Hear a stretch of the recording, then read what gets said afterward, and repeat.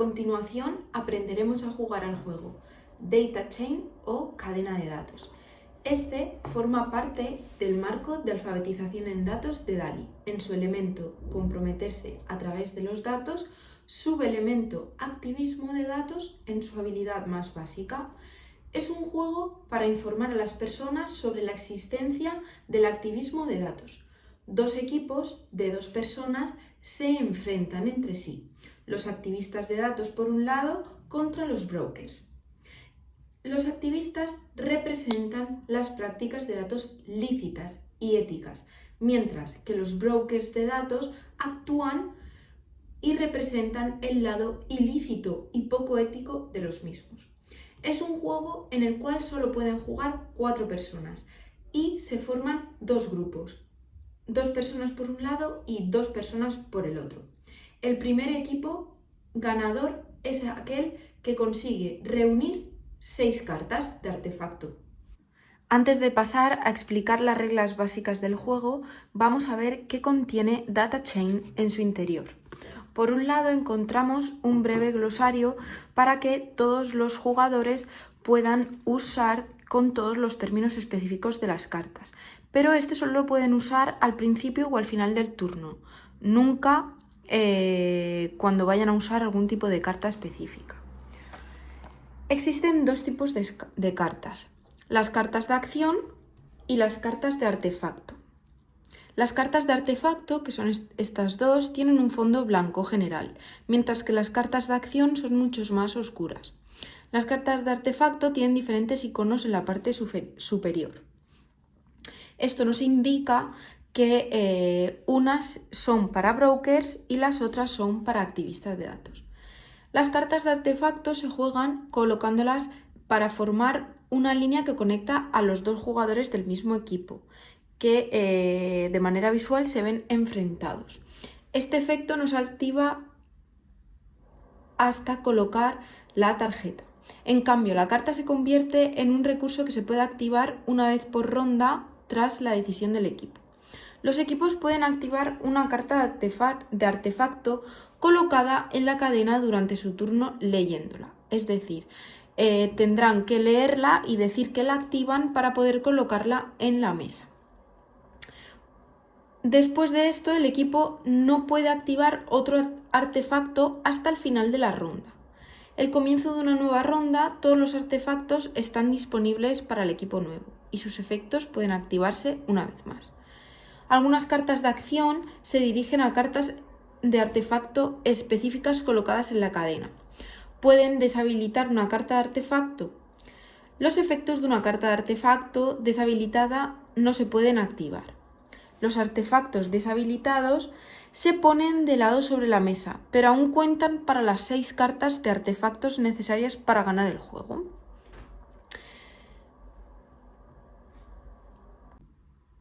Por otro lado, las cartas de acción también se pueden usar para bloquear o proteger las cartas de artefacto. La carta de acción bloquear se puede jugar en cualquier momento durante el turno de otro jugador para contrarrestar una carta de acción y no cuenta para el máximo de 2 cartas jugadas por turno. La carta de acción contrarrestada por bloquear todavía cuenta para el máximo de 2 cartas jugadas por turno. Cada persona que juega solo puede usar una carta de bloquear por ronda. Por otro lado, la carta de acción proteger protege una carta de artefacto contra cualquier efecto dirigido. Proteger no se descarta hasta que se destruye.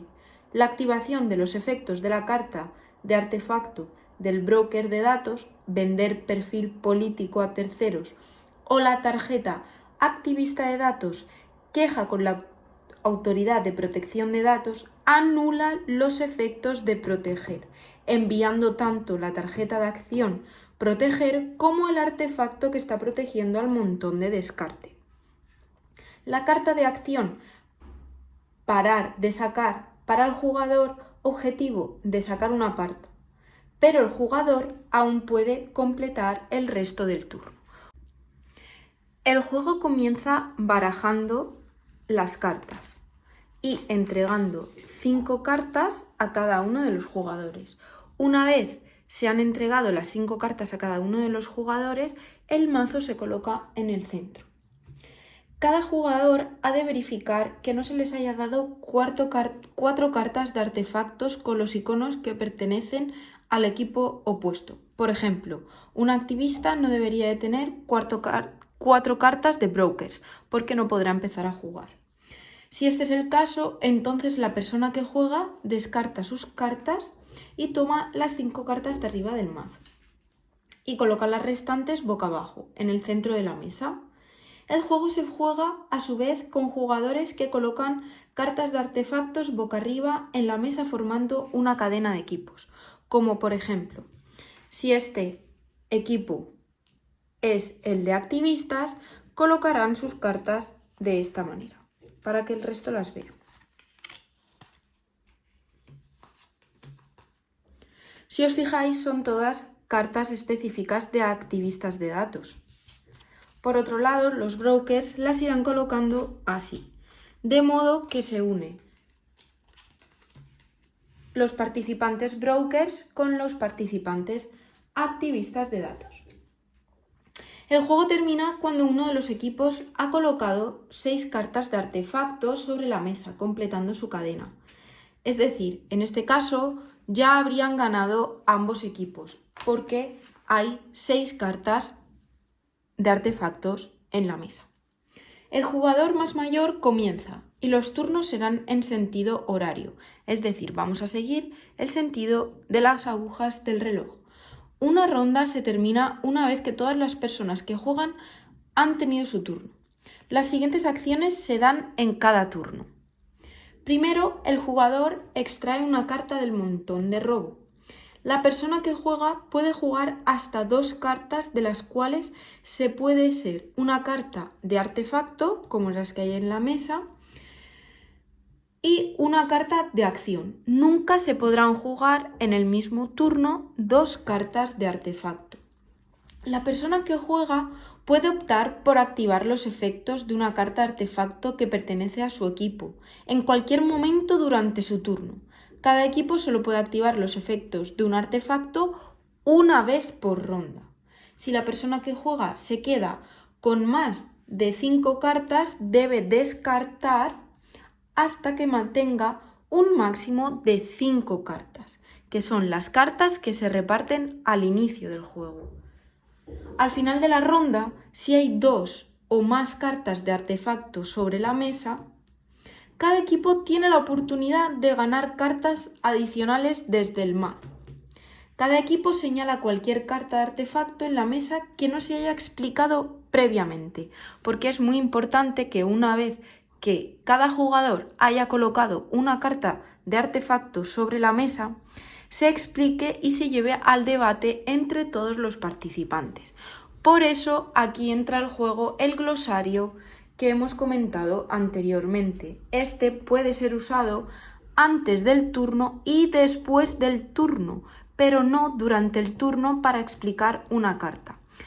Esa explicación se ha de hacer sin el glosario y llegando al consenso entre todos los participantes.